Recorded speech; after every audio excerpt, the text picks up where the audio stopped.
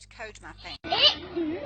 In the the nest, it is an egg.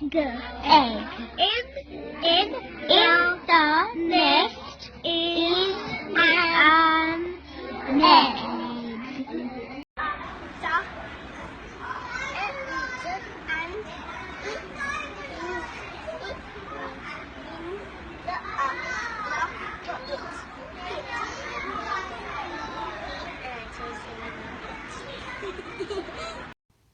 In the green and towards the end of the purple code level, use the blue cow monster, the monster, rather than the schwa. The children really start to understand the difference round about the end of the purple code level. So it can be really quick, but I strongly suggest that you let them use that as an instead of the schwa. The schwa can be a bit confusing for children who are struggling to even hear the sound. So at this stage, this is blue code level with a duck level word. So there's these. Sat. Oh, sat.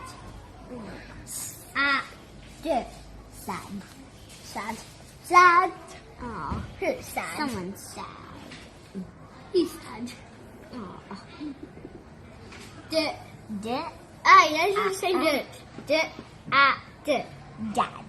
Dad is sad. Sad. Dad. Dad is sad.